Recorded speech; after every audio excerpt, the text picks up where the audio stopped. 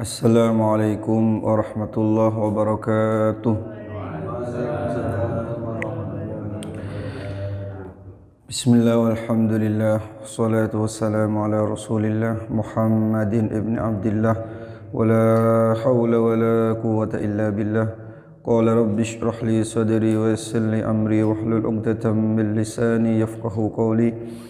Qalu subhanaka la ilma lana illa ma 'allamtana innaka antal alimul hakim. Rabbana iftah bainana wa baina qaumina bil haqqi wa anta khairul fatihin. Amin ya rabbal alamin. Ashabul fadilah was samahah, para alim, para tokoh, para sepulan binasbu yang sangat saya hormati, para jemaah majelis taklim yang mudah-mudahan selalu mendapatkan curahan rahmat dari Allah Subhanahu wa taala. Mudah-mudahan kita selalu mendapatkan perlindungan dari Allah Subhanahu wa taala.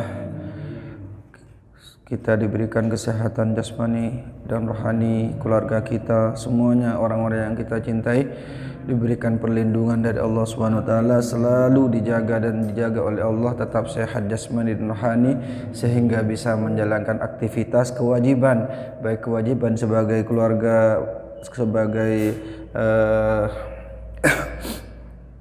sebagai daripada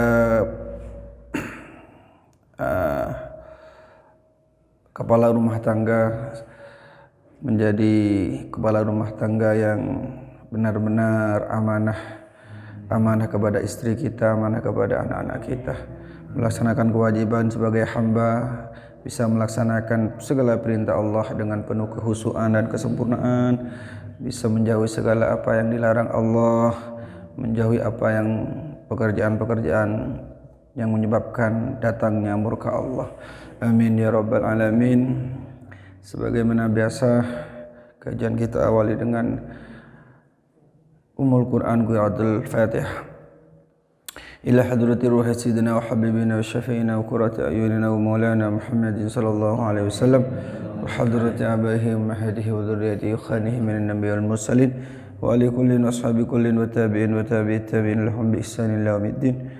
وإلى أرواح آبائنا وآباء آبائنا وأمهاتنا وأجدادنا وجداتنا وأعمامنا وعماتنا وأخوالنا وأخواتنا وأستاذ أستاذنا ولمشايخنا ومشايخنا والمصنفين والمؤلفين الكتاب الذي تعلمناه وقرأناه صلى حضرة الروح الإمام العلامة زين الدين المالبري والإمام العلامة أبو بكر الشاطئ وصولهما وفرهما وقراباتهما ومن انتسب إليهما وإلى جميع مشايخ معهدنا مفتاح العلوم والمسان وإلى جميع أولي الله تعالى أجمعين صلى حضرة الشيخ القطب الرباني والعارف الصمداني الشيخ عبد القادر الجيلاني رضي الله عنه وإلى جميع أولي التسعة الذين بلغوا الدين ببلدين هذه والذين يلونهم بعدهم إن الله يتغشاهم بالرحمة والمغفرة يؤلي درجاتهم والجنة وينفعنا ببركاتهم وأسرارهم وأنوارهم وعلومهم ونفعاتهم في الدين والدنيا والآخرة إلى جميع المسلمين والمسلمات والمؤمنين وأمة الجميع بالرحمة والمغفرة لهم الفاتحة.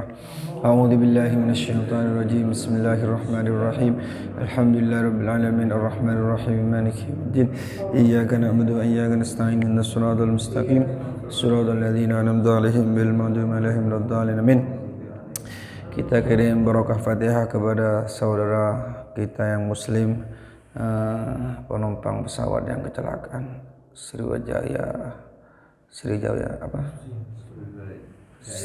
Sriwijaya Air.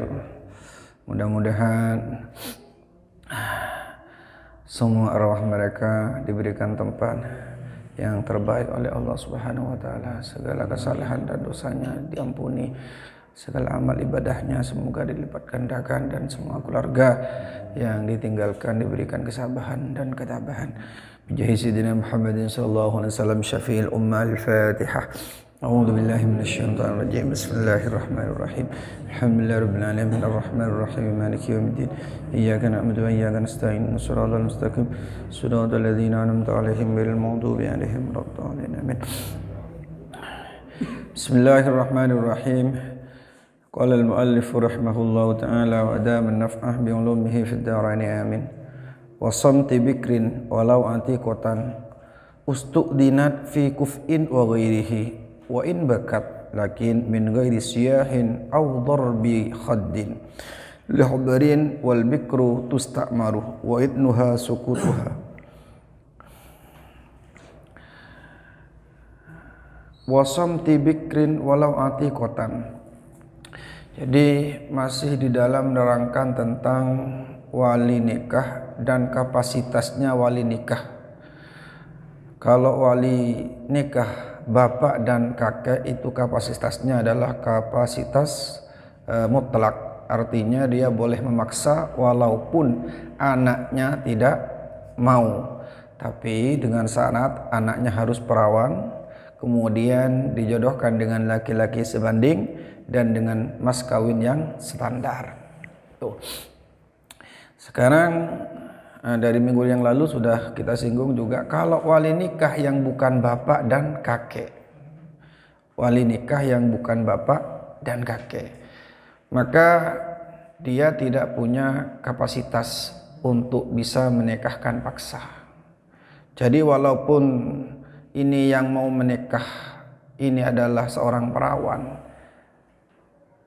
kemudian jodohnya sebanding, tidak boleh memaksa. Contohnya wali nikah saudaranya, wali nikah keponakannya, pamannya, saudara sepupunya, gak punya kapasitas memaksa. Harus minta persetujuan kepada yang mau dinikahkan. Kemudian di sini diterangkan bagaimana bentuk persetujuannya. Kalau di awal sudah jelas kalau perempuan jannah persetujuannya harus nutkon, harus dengan kalimat. Jadi kalau diam nggak boleh. Nak kamu nak atau kak atau adik, kalau ponakan mungkin duk, kamu saya mau nikahkan dengan laki-laki namanya Abu Bakar. Maka kalau dia janda, wajib persetujuan itu secara lisan. Iya, ya saya mau. Atau apa saja kalimat-kalimat yang menunjukkan bahwa dia mau atau setuju. Nah sekarang kalau dia adalah perawan, maka di sini dikatakan wasamti bikrin walau atiqatan ustudinat fi kuf'in wa ghairi wa in bakat lakin min ghairi sabahin aw darbi khaddin. Kalau perempuannya yang mau dinikahkan oleh wali yang bukan mujbir, wali yang bukan bapak dan kakek, secara syarat harus tetap minta izin.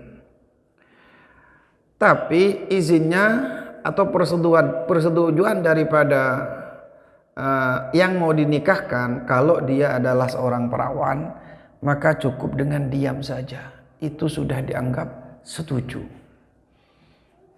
Jadi kakaknya tanya adiknya, "Dek, kamu saya nikahkan dengan teman kakak yang namanya Muhammad itu." Kemudian perempuannya atau adiknya nggak jawab, diam saja. Ini sudah bisa dinikahkan. Karena persetujuan perempuan yang masih perawan kalau ditanya oleh wali yang bukan mujbir, karena kalau wali mujbir kan nggak usah minta persetujuan, maka cukup dengan diam saja sudah bisa dinikahkan. Artinya diamnya diartikan setuju. Dinikahkan dengan orang yang sebanding atau tidak, itu sudah boleh. Kalau setuju, dinikahkan dengan orang sebanding atau tidak, ini sudah boleh. Dan persetujuannya tidak harus berbentuk lisan, tidak harus berbentuk ucapan. Dengan diam saja, maka sudah diartikan setuju. Wa in bakat, bahkan walaupun nangis, "Dek, kamu saya nikahkan dengan teman kakak yang namanya Muhammad." Gak jawab, diam, nangis tok. Nangis, walaupun itu tetap masih dianggap setuju dan boleh dinikahkan. Yang penting nangisnya min ghairi syahin aw darbi khaddin, gak sampai jerit-jerit. Kalau nangisnya jerit-jerit, atau sampai mukul-mukul pipinya, lah ini menunjukkan jelas ketidaksetujuannya. Kalau cuma nangis atau keluar air mata, nggak bisa diartikan nggak setuju, bisa saja dia senang, haru. Tapi kalau jerit-jerit, nggak ada orang nangis haru jerit-jerit itu. Ya, ini harus betul-betul kita pahami, harus kita pilah. Jangan sampai ini dalam pemahaman kita campur aduk. Saya ulang lagi, saya runut dari awal. Kapasitas wali terbagi menjadi dua. Ada yang punya kapasitas mutlak yang namanya wali mujbir, boleh punya hak memaksa.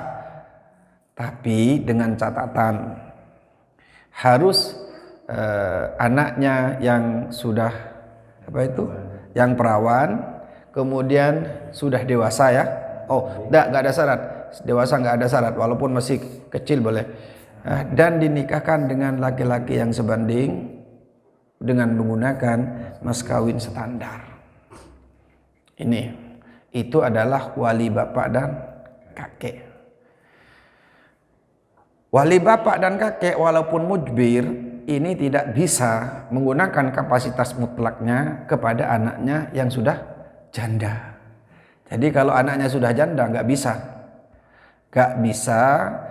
wali mujbir kakek, bapak dan kakek menikahkan paksa anaknya yang sudah janda. Harus diminta persetujuannya. Persetujuannya harus secara lisan. Sudah paham? Kemudian ada wali yang kapasitasnya tidak mutlak, yaitu selain bapak dan kakek. Karena kapasitasnya tidak mutlak, siapapun yang mau dinikahkan harus ada persetujuan. Saya ulang lagi, ada wali yang kapasitasnya tidak mutlak, tidak boleh memaksa, yaitu wali selain bapak dan kakek, saudaranya, pamannya, keponakannya. Ini wali yang tidak mujbir. Lah, kalau dia mau menikahkan orang yang diwalii, baik itu saudaranya, keponakannya, siapa saja, baik janda atau perawan, wajib dimintakan persetujuannya. Dia punya adik perempuan, sudah janda, harus diminta persetujuannya. Atau masih perawan, tetap harus diminta persetujuannya. Karena bukan wali mujbir. Nah, kemudian dipilah lagi apa? Kalau janda diminta persetujuannya sama dengan yang tadi, harus nutkon, harus setuju dengan lisan. Sekarang kalau perawan,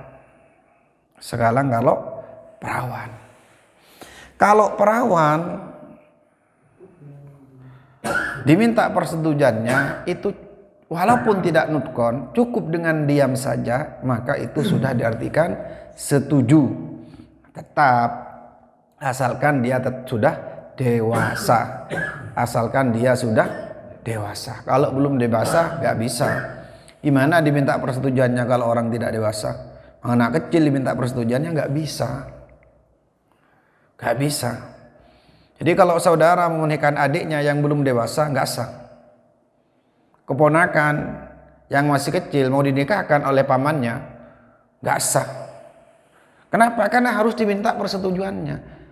Lah, persetujuan itu bisa dihitung atau dianggap oleh agama kalau sudah dewasa. Kalau anak kecil nggak dianggap persetujuannya.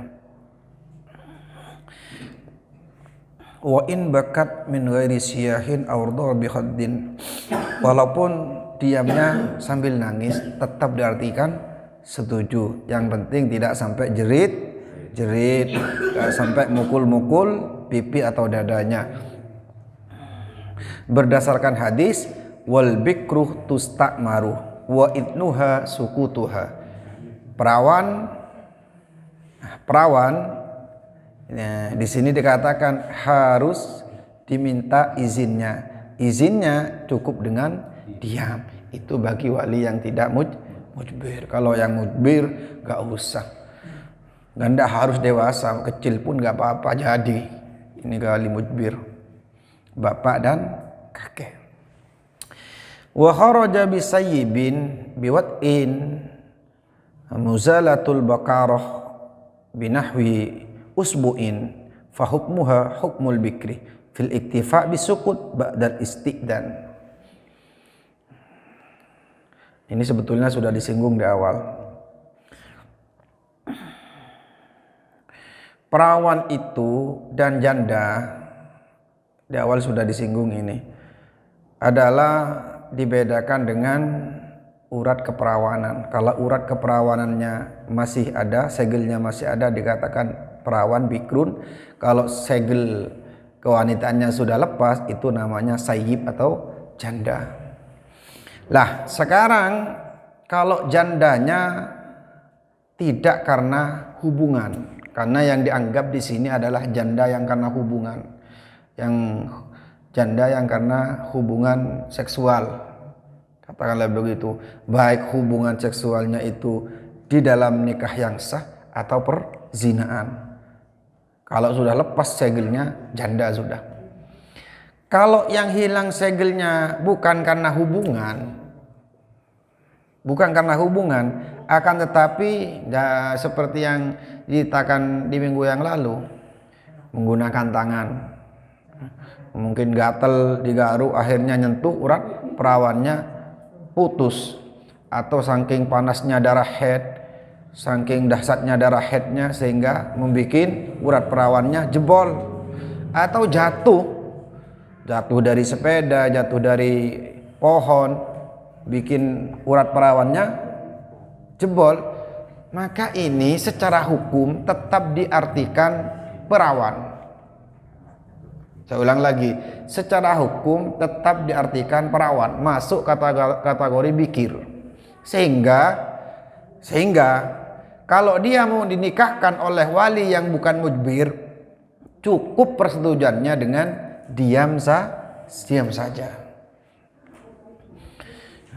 Jadi ada perempuan sudah tidak perawannya karena jatuh dari sepeda, urat perawannya putus. Kemudian dia mau dinikahkan bukan oleh bapak, atau sama saja sebetulnya, mau dinikahkan bapaknya atau dinikahkan saudaranya. Kalau dinikahkan bapaknya karena ini statusnya perawan, maka boleh dipaksa, gak usah minta persetujuannya. Tapi kalau dinikahkan saudaranya atau keponakan, paman dan lain sebagainya, maka ini harus diminta izin. Minta izinnya karena ini statusnya perawan, cukup persetujuannya dengan diam saja, tidak harus secara lisan. Tapi kalau janda harus secara lisan. Tapi karena dia walaupun janda secara faktanya, karena perawannya telah putus, tapi secara hukum dia tetap dimasukkan ke dalam kategori bikrun atau perawan, karena lepasnya urat perawan bukan karena hubungan seksual, tapi karena faktor yang lain.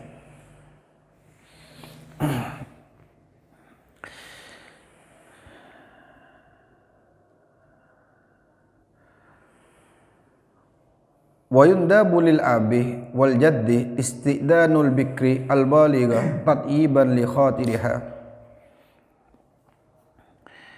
Disunnahkan, sunnah hukumnya bagi bapak dan kakek, ini berarti wali mujbir, istidanul bikri al baligha tatyiban li khatiriha. Kalau anaknya yang perawan itu sudah dewasa, sunnah diminta persetujuannya. Sunnah diminta persetujuannya biar hatinya adem. Tapi nggak wajib. Ini dulu itu yang carikan jodoh anak perempuannya itu orang tua, nggak sekarang cari-cari sendiri, datang bawa laki-laki langsung minta persetujuan kepada orang tuanya. Kan kebalik, kalau dulu bapaknya yang cari, tanya anaknya, nak gimana, ini saya mau jodohkan sama kamu. Kalau sekarang enggak, anaknya cari bawa laki-laki, pak ini bapak setuju apa enggak, kan kebalik sudah.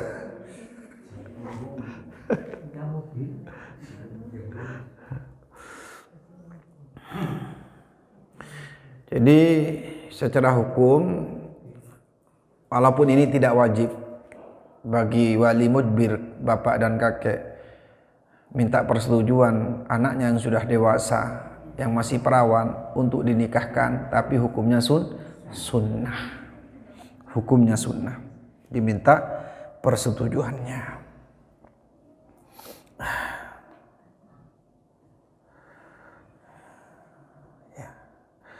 Amma saghira fala idna laha fa ubuhi tanatbuhu fil mumayyizah wa lighairihi ma lishhad al idin. Kalau anaknya yang mau dinikahkan itu belum dewasa, anak perawannya belum dewasa, maka enggak sunnah orang tua itu minta persetujuannya. Anak kecil enggak fungsi minta persetujuannya. Akan tetapi ada sebagian ulama yang mengatakan kalau sudah tamyiz walaupun belum baligh, ini tetap sunnah diminta persetujuannya. Ya kalau sekarang jadi nggak bisa dibayangkan kalau anak belum tamyiz itu dinikahkan. Anaknya belum tamyiz.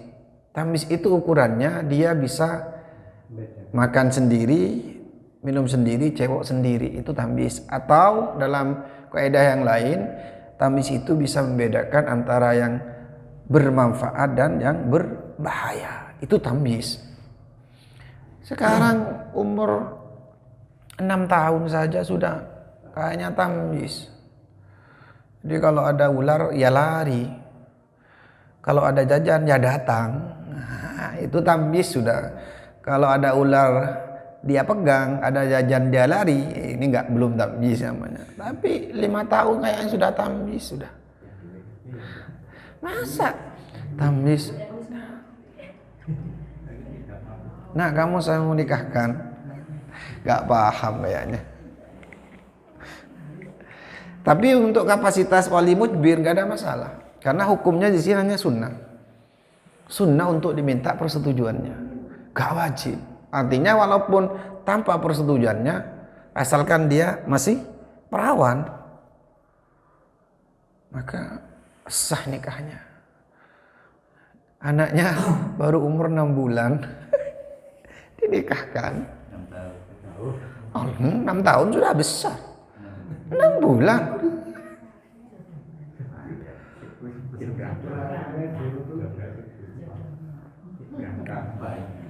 Walau saghira, walaupun masih kecil. Lah, sekecil itu ada istilah belum tamyiz dan setelah tamyiz. Terbukti di sini ada pemelahan.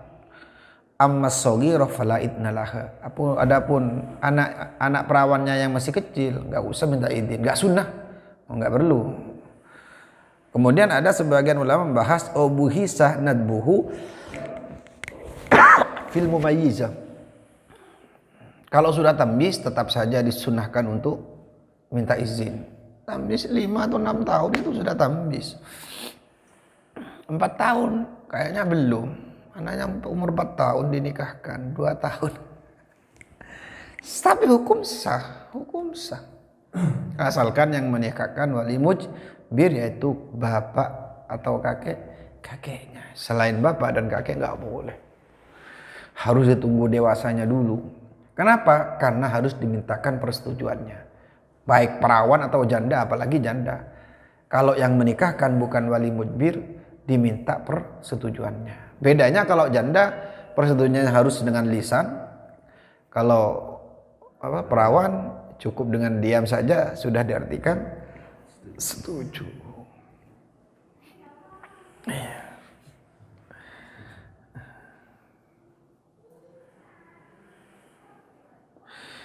Qala fit tuhfah litlaqil khabari sabiq oleh anna ba'dul a'imma awjabahu. Bahkan ada sebagian yang mewajibkan. Wa sannu alla yuzawwijah hina idin illa lihajatin aw maslahatin. Jadi walaupun boleh kalau masih kecil disunahkan anjurannya kalau anaknya masih kecil tidak dinikahkan dulu kecuali ada maslahah atau ada kebutuhan. Kecuali ada maslahah atau kebutuhan. Ini di sini nggak ada penjelasan masalahnya seperti apa. Bisa saja karena mungkin dia hanya punya anak satu, kemudian sudah tidak punya saudara yang lain, bapaknya khawatir, bapaknya sudah sakit-sakitan. Ini kalau tidak secepatnya dinikahkan, nanti siapa yang akan merawat anak saya ini? Maka supaya ada yang merawatnya, akhirnya cepat dinikahkan dengan mertuanya yang merawat. Karena dia sudah sakit-sakitan. Bisa saja ini hajat, kebutuhan. Atau kalau faktor medis mungkin ada, yang nggak tahu juga. Ini anak umur 6 tahun, punya penyakit yang nggak bisa disembuhkan kecuali dengan harus berhubungan suami istri. Ya dinikahkan. Intinya pertama ada masalah, ada kebaikan yang kembali kepada anak tersebut. Ada kebaikan yang kembali kepada anak tersebut. Atau ada kebutuhan darurat. Kebaikan yang kembali kepada anak tersebut mungkin seperti ini. Ini yang lamar Gus, anak kiai. Wis ketok iki pondoke, ketok tanggung jawab, ketok gantengnya. Engko lek gak diterima, kok gak dinikahkan sekarang, nanti Gus malah bukan Gusnya, kiainya malah nanti akhirnya dinikahkan. Kenapa? Karena maslahah masa depan akhiratnya. Nah, ini termasuk maslahah yang darurat seperti tadi itu. Tapi ini tapi ini adalah anjuran atau kesunahan. Seandainya memang tidak ada masalah, tidak ada kebutuhan, ya dinikahkan masih kecil, sah tetap. Secara hukum sah kalau yang menikahkan wali mujbir, punya anak masih kecil, tidak ada masalah, tidak ada kedaruratan, secara hukum tetap sah. Tapi dalam kitab Tuhfa ini dikatakan sunnah jangan menikahkan anak yang masih kecil kecuali ada maslahah atau ada kebutuhan yang mendesak.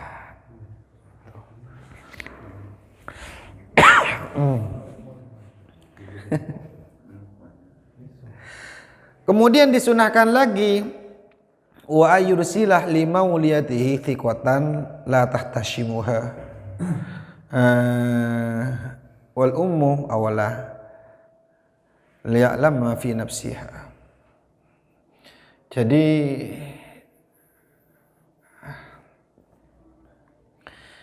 orang itu betul memang orang tua itu kepada orang tua mujbir itu hukumnya sunnah, minta izin, paksa gak apa-apa. Tapi kan sunnah minta izin. Ya caranya juga dengan cara-cara yang halus. Jangan ditanya sendiri oleh bapaknya. Kalau bapaknya yang tanya kadang takut. Kamu nak mau dinikahkan dengan ini, anaknya teman bapak namanya Muhammad. Mau jawab enggak, takut. Jadi ya diam saja akhirnya. Nah ini agama mengajarkan ya cara-cara yang halus. Bagaimana suruh nyuruh perempuan lain yang terpercaya untuk menyampaikan kepada anaknya. Apakah anaknya betul-betul setuju atau tidak. Anak yang lebih bagus itu ibunya yang tahu karakter anaknya. Jangan tanya sendiri. Wali mujbirnya jangan tanya sendiri karena bapak ini identik keras. Kok oleh nggak gelem aku dikepuk. Ini anjuran ya, anjuran. Ini tidak membahas syarat dan kewajiban. Ini membahas anjuran karena dari awal dianjurkan bagi wali mujbir walaupun punya hak mutlak memaksa, tapi dianjurkan untuk minta persetujuan anaknya, anak yang perawan itu. Cara minta persetujuannya jangan tanya sendiri. Kalau tanya sendiri kadang anaknya takut. Nyuruh orang-orang yang bisa memahami dan mengerti tentang karakter anaknya. Yang lebih bagus itu ibunya. Ibunya sudah sekongkol sama bapaknya. Jadi yang seperti ini sampai sekarang masih ada. Jodoh-jodohkan anaknya, kadang anaknya nggak mau. Kadang. Tapi kadang orang tua memberikan pandangan yang memang asalkan orang tua yang benar bukan hanya memandang materinya, karena memandang di samping sudah mapan materinya, anaknya memang baik, tata keramanya baik, sholatnya baik, ya nggak apa-apa. Nah, paksa nggak apa-apa walaupun anaknya, karena kadang pandangan orang tua itu berbeda dengan anak. Kalau anak yang penting cinta, kita wong lanang ganteng ya cinta, gak ngurus sholat apa enggak ngurus, wis kerja apa enggak ngurus kan, penting ganteng. Makanya bapak dan kakek itu diberi hak lebih daripada wali-wali yang lain, karena bapak dan kakek itu rasa cintanya kepada anak dan cucunya melebihi wali-wali yang lain. Artinya rasa cinta orang tua itu sudah nggak bisa diragukan lagi. Gak ada orang tua itu yang normal menjerumuskan anaknya kepada hal yang tidak baik. Makanya orang tua diberikan hak mutlak. Awalnya saja nangis-nangis, nanti kalau sudah semalam 2 malam sudah keton, kenapa enggak dari dulu ayah saya paksa nikah. Tapi itu kan bagi perempuan. Nah, sekarang anjuran untuk yang lain, anjuran bagi anak laki-laki yang mau kawin. Terus Apa sebagai orang tua mama tidak setuju dengan apa itu ada hukum untuk apa jual dosa ya? apa itu? Laki-laki ya. Iya. Kalau orang tuanya nggak setuju. Tidak setuju. Terus Dia tetap memaksa untuk kawin. Sehingga terjadi ya, seperti kawin lari, katakan seperti itu, kawin tanpa. kalau di dalam hukum fikih nggak ada, karena hak nikah itu mutlak punya laki-laki. Kalau di pihak perempuan punya wali. Ya. Jadi nikah itu mutlak punya laki-laki, kalau di perempuan punya wali. Punya wali. Kalau yang mujbir, kalau yang nggak mujbir kan kembali kepada persetujuan itu tadi. Jadi kalaupun anak laki-laki kemudian menikah dengan perempuan yang tidak orang tua setujui, itu nggak ada pengaruhnya, maksudnya nggak ada pengaruhnya. Adapun masalah apakah dikatakan durhaka dan tidak tergantung kenyataannya. Kalaupun anaknya tidak membalas marah orang tua, artinya tetap santun, tetap meminta persetujuan orang tua dengan lemah lembut, bahwa ya tetap tidak bisa dikatakan durhaka. Tapi kalau orang tua marah kemudian dilawan, akhirnya mentang-mentang meninggalkan orang tua, ini bukan karena dia menikahnya yang durhaka, ya menentangnya itu yang durhaka. Menentangnya itu yang durhaka.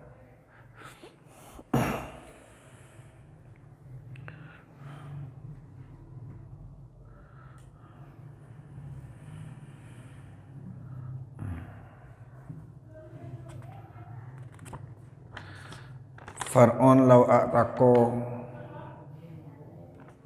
a'taqo jama'atun amatan ustirito ridho kullihim fayuqiluna wahidan minhum aw min ghairihim. Ini sudah berbicara tentang wali yang bukan nasab, yaitu wali karena hubungan hamba sahaya dengan majikannya, budak dan tuannya dahulu. Jadi budak itu kalau menikah, yang kalau nggak ada wali yang lain, yang menikahkan ini tuannya atau majikannya, majikan yang pernah memerdekakannya. Tapi karena ini tidak ada sekarang, kita lanjut saja ke wali yang selanjutnya, yaitu wali qadhi namanya, atau wali hakim. Tapi kalau nggak dibaca gak nyaman, gak enak sama yang ngarang. Saya baca saja.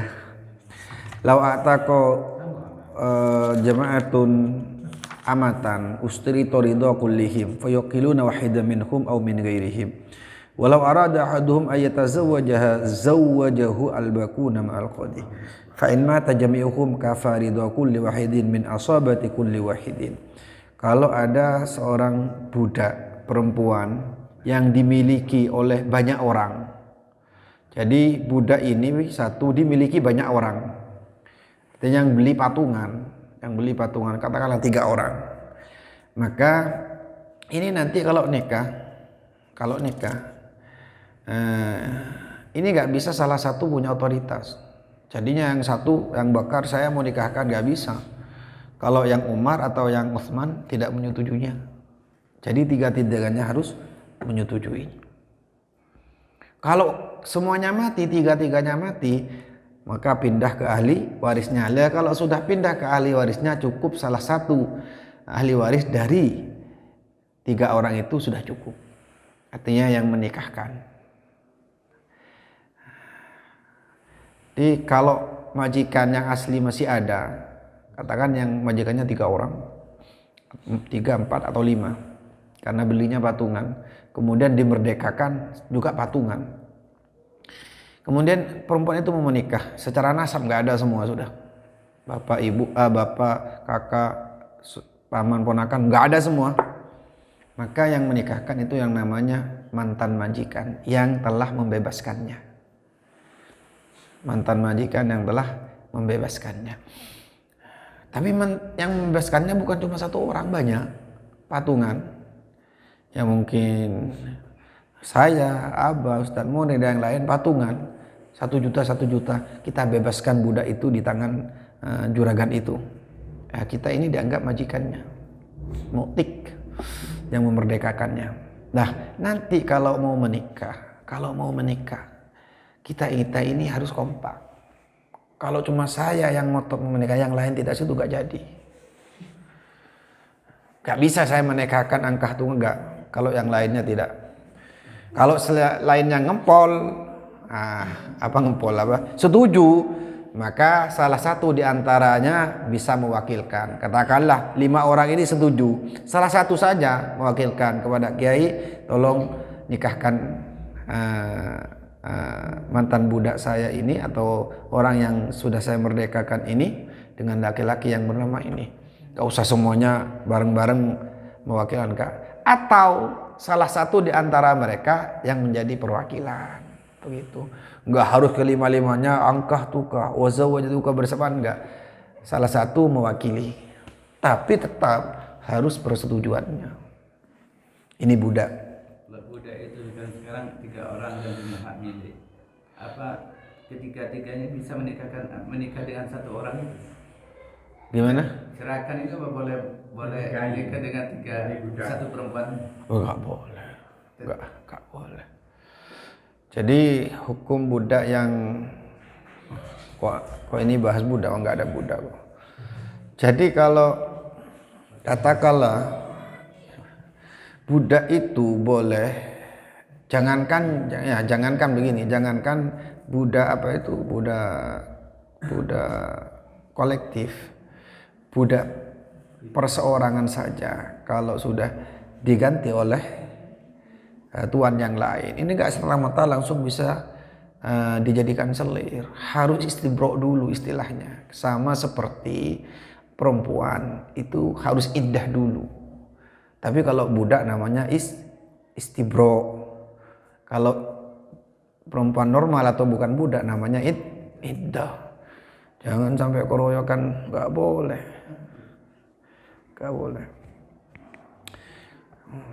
Tapi nggak ada kok, dan mudah-mudahan nggak bakal ada budak ini. Karena kalau ada budak berarti ada perang antara Islam dan non-Islam. Jangan. Enakan begini saja sudah. Gak usah perang-perang.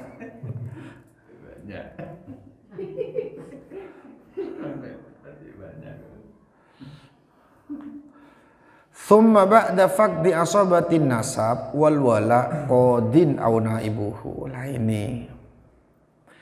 Kemudian kalau tidak ada wali dari nasab wali daripada orang yang memerdekakan, maka akhirnya yang menjadi wali adalah qadi.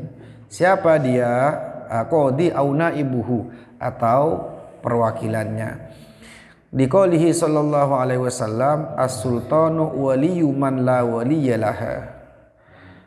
Pemimpin, presiden, gubernur, raja, atau bisa dijadikan waliyyu man la waliyalaha, adalah walinya orang yang tidak punya wali. Wal muradu man lahu wilayatun minal imam wal qudha wa nuwabihim. Yang dimaksud sultan siapa? Imam, presiden. Presiden. Wal qudha, qadi. Ini dulu hakim-hakim. Kalau sekarang lebih ke menteri agama. Jadi pertama presiden, kedua menteri agama, wa nuwabihim, dan bawahan-bawahannya. Bawahan-bawahan. Kalau presiden bawahannya gubernur, bupati kan. Kalau menteri agama bawahannya ya depak itu. Depak itu.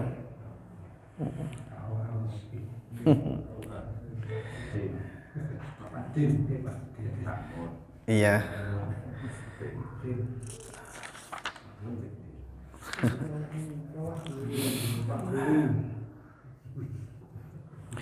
Fayuzawwajul qadi bikuf'in la bighairihi baligatan kanat kainatan fi mahalli wilayati halatal aqdi walau mujtazatan bihi wa in kana idnuha lahu wa hiya kharijatun. Qadi bisa menikahkan seorang perempuan dengan catatan, satu, perempuan itu menikah atau mau menikah dengan orang yang sebanding kufu. Kedua, perempuan itu sudah dewasa. Jadi kalau ada perempuan belum dewasa bawa laki-laki menghadap ke depak, Pak, saya mau nikah. Loh, walimu mana kok? Cukup kamu berangkat sendiri? Nggak ada semua. Sudah mati semua, nggak ada. Jadi wali saya, Bapak, katakanlah. Mana calon suaminya? Ini. Kamu umur berapa? Umur masih 10. Oh, belum. Belum. Karena harus dewasa. Dewasa itu kalau dengan umur sempurna 15 tahun atau dia haid, mengeluarkan darah haid setelah dia sempurna umur 9 tahun. Kalau dalam bahasa kita kesehari-harian, perempuan yang sudah keluar darah haid di umur 10 tahun. Karena kalau mengatakan umur 9 tahun kadang masih belum. Karena ini koyitnya sempurna 9. Kalau sempurna 9 tahun berarti masuk ke tahun ke-10. Kalau sudah masuk ke tahun ke-10 itu namanya umur 10 tahun kata kita. Kata orang kebanyakan umur berapa? 10 tahun. Padahal baru masuk. Jadi umur 10 tahun dengan bahasa kita sudah keluar darah haid dianggap sudah dewasa. Atau kalau tidak keluar darah haid, keluar mimpi basah. Nah, kalau seperti itu, maka keluar sperma, maka sudah dikatakan dewasa. Atau kalau tidak demikian, kalau dengan umur 16 tahun. Umur 16 tahun. Sempurna umur 15 tahun itu masuk ke tahun ke-16. Jadi syaratnya itu. Jadi kalau qadi mau menikahkan seseorang itu dilihat, satu, perempuan yang mau nikah itu sudah balik, sudah dewasa. Kedua, laki-laki yang diajak nikah itu sebanding. Kalau enggak sebanding, enggak boleh qadi menikahkan. Enggak boleh. Nanti ini yang belum kita ketahui, penasaran seperti apa sebanding ini kok. Sebanding terus. Seandainya tidak ada keterangan khusus, sudah saya terangkan. Karena di belakang memang ada bab khusus tentang sebanding. Itu makanya tidak saya terangkan.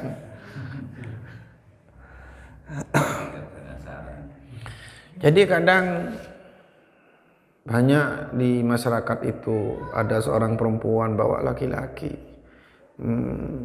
menghadap seorang kiai karena mau menghadap ke KUA, takut sudah karena mungkin pasti pertanyaannya lebih detail kan, kalau nggak mungkin percaya serta merta di sana karena memang terkait dengan peraturan pemerintah yang nggak bisa kita salahkan. Tapi kadang datang ke kiai nggak ditanya kufu dan nggak dilihat kufu dan tidak kufunya, langsung dinikahkan sebagai wali muhakkam. Bahaya nanti ini ya, zina juga kalau nggak sah kan. Kalau nggak sah kan zina juga. Ya kan serba sama-sama Ya nggak bisa. Gak dinikahkan ya gimana kan gitu. Masa kok pas nggak ada solusinya ketimbang misalkan kan saya kalau nggak dinikahkan sekarang saya masuk hotel aja silahkan. Saya nikahkan nggak sah gimana? Saya nikahkan nggak sah, silahkan.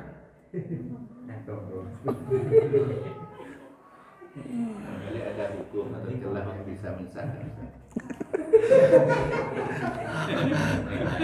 Artinya takut nanti ketemu perempuan yang masih muda belia yang diartikan nggak sebanding. Ini kalau wali hakim nggak sah ini. Bahaya pertanyaannya ini. Ya. Kan masih belum tahu sebetulnya apakah umur itu masuk kata kufu atau tidak. Biar nanti aja. Kufu itu dilihat dari apa?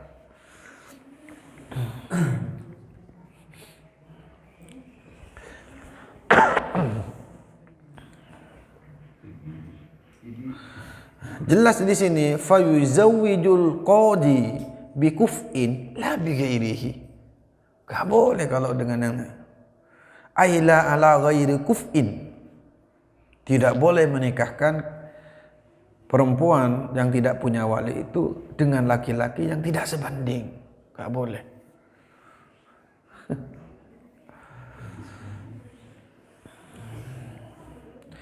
Baligatan kainatan fi mahalli wilayatihi halatal aqdi. Dan qadi itu menikahkan perempuan itu di daerah atau di dalam wilayah kekuasaannya. Jadi kalau qadi Malang, depak Malang, katakanlah KUA Malang, itu nggak boleh menikahkan orang di Surabaya, menikahkan orang di Madura nggak boleh. Dengan kapasitas sebagai hakim atau sebagai qadi. Kalau mendapat perwakilan ya di mana saja boleh karena kapasitasnya wakil. Tapi kalau sebagai kapasitas wali hakim atau wali qadi nggak boleh. Jadi kalau dia seorang hakim Malang atau qadi Malang nggak boleh dia menikahkan di luar Malang. Harus di wilayahnya. Kalau perempuannya bebas, walaupun bukan orang Malang, walaupun ini orang Surabaya yang kebetulan lewat di Malang, mau nikah di Malang karena ketemunya sama orang Malang umpamanya. Ya itu. Karena yang kalau wali terbatas wilayahnya. Di luar wilayahnya nggak boleh nikahkan. Wa in kana itnuha lahu wa ya kharijatun. Bahkan di sini dikatakan walaupun laporannya mungkin sudah telepon-teleponan karena ada kenal berangkat dari Madura, telepon Hakim Malang, Pak Hakim gini saya nanti mau nikah di Malang. Kok gitu? Karena ini. Oh ya. Kapan itu? Bulan depan. Ini perempuan datang ke Malang dan nikah dengan orang mana saja sebetulnya, tapi nikahnya di Malang. Yang menikahkan wali atau qadi Malang sah karena qadi menikahkan di wilayahnya. Tapi kalau qadi ini menikahkan di luar wilayahnya, walaupun katakanlah laporannya ini karena perempuannya orang Malang, laporannya masuk di Malang, waktu ada di Malang diurus. Tapi maaf Pak Hakim, saya nikahnya mau nikah di Madura karena keluarga semuanya minta nikah di Madura. Kemudian dia datang ke, nggak boleh, nggak sah, karena di Madura juga ada hakimnya, ada depak juga di sana, ada wilayahnya masing-masing. Kalau yang diajak itu kiai. Bukan. Bukan. Jadi ngajak kiai. Makam lah. Oh, ya. Kalau kiai itu kan nggak punya wilayah.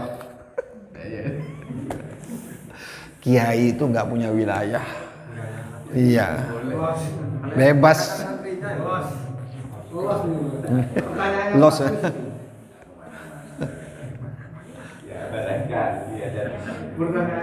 Iya, bahaya ini.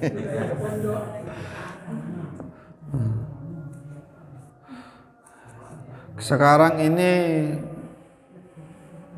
kalau nikahnya resmi tetap di KUA. Banyak anjal-anjal itu yang memang anak-anak jalanan yang mau nikah, kemudian sulit birokrasinya. Kadang dinikahkan dulu baru nanti diurus. Karena kalau nanti ini ngurus dulu lama. Karena nanti oleh pihak KUA ya tentunya pihak KUA tidak langsung sembrono, hati-hati, ditanya dulu, ditanya komunitasnya, anjal-anjalnya, diminta siapa ketua anjalnya, suruh tanda tangan. Banyak. Saya pernah mengalami itu dan saya yang menikahkan itu disuruh mutinnya.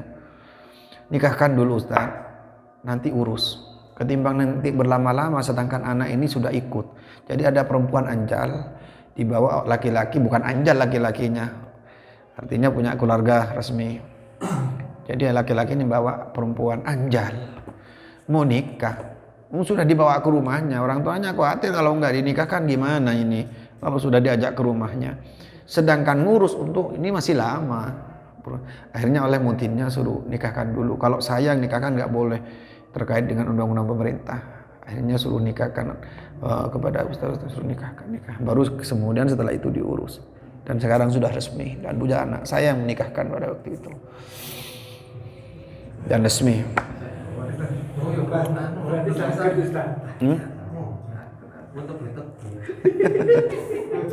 Ya, tapi kalau Abah yang undang saya mahal tarifnya.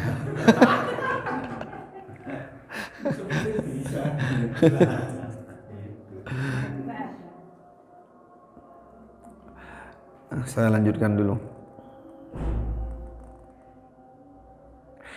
Amma idza kanat kharijatan an mahalli wilayatihi halatahu fala yuzawwijuha wa in adinat lahu qabla khurujiha minhu aw kana huwa fihi li'anna al-wilaya 'alaiha la tata'allaqu bil khatib. Jadi yang dianggap bahwa yang dimaksud mahallul wilayah pada waktu akad itu, pada pas akadnya itu, wilayahnya di mana? Begitu. Makanya walaupun ini perempuan Malang menikah dengan laki-laki Malang, tapi pas akad nikahnya ini di Surabaya, maka ini hakim gak punya wilayah ke sana. Walaupun mungkin administrasinya ya diurus di Malang dan yang melayani ya hakim yang di Malang, tapi kalau nikahnya di Surabaya gak bisa, tetap gak sah, tidak sah kalau dia ke sana. Karena di Surabaya ada walinya juga, ada hakimnya juga.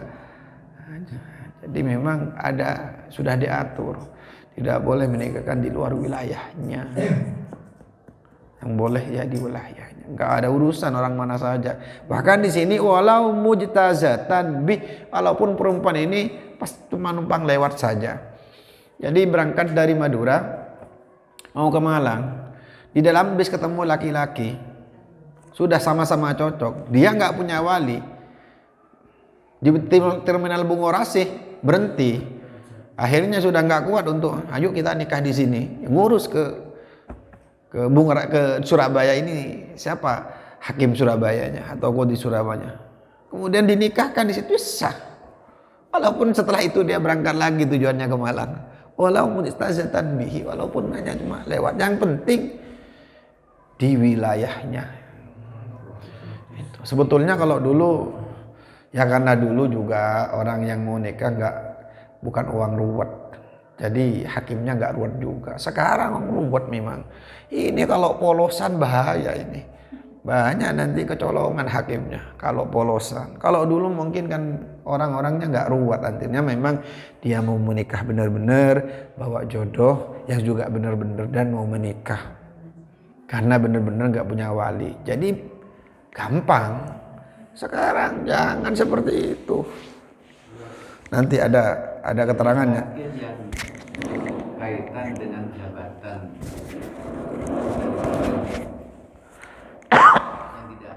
yang tidak boleh menikahkan di luar wilayah. Jadi hakim kodi itu kan ada ikatan dengan dua-duanya ini. Ini kan hak yang dimaksud sultan ada dua. Man lahu wilayatun, yang punya wilayah, minal imam. Imam ini lebih kepada birokrasi pemerintah yang sifatnya umum. Wal qudot, nah ini tukang putus. Ini lebih kepada, kalau sekarang saya lebih mengartikan kepada menteri agama. Seperti itu. Bahkan di sini kalau di dalam keterangan lebih lanjutnya ini, kemudian ada yang qudot secara umum, ada qudot secara khusus. Qudot secara umum yang penting adalah mereka yang mengurusi tentang agama, bukan hanya masalah nikah. Kalau qudot yang khusus yaitu ya KUA.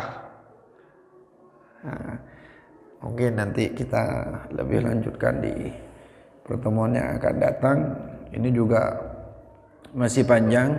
Kalau nanti ada perempuan datang kepada hakim saya minta nikahkan saya, bapak saya meninggal atau bapak saya jauh, bagaimana hakim menyikapinya? Ada di sini juga. Kemudian ada perempuan mau datang minta untuk dinikahkan, dia mengaku saya laki-laki perempuan single, saya tidak punya suami.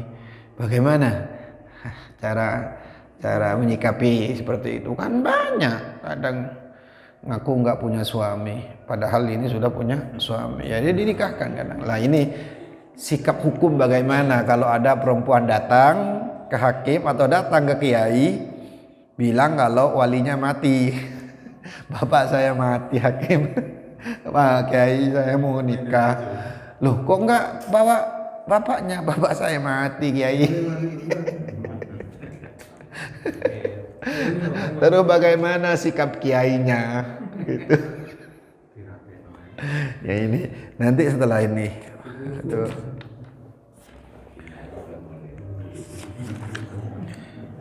1, 2, 3,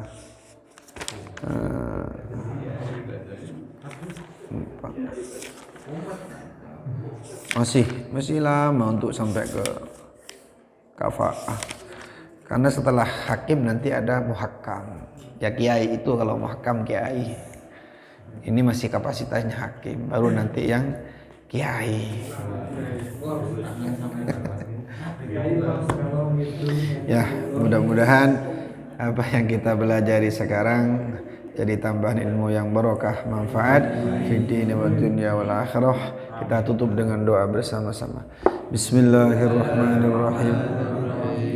Rabbana anfa'na bima 'allamtana, Rabbi 'allimna alladhi yanfa'una, Rabbi faqihna wa faqih ahlana wa qarabati lana fi dinina, Rabbana anfa'na bima 'allamtana, Rabbi 'allimna alladhi yanfa'una, Rabbi faqihna wa faqih ahlana wa qarabati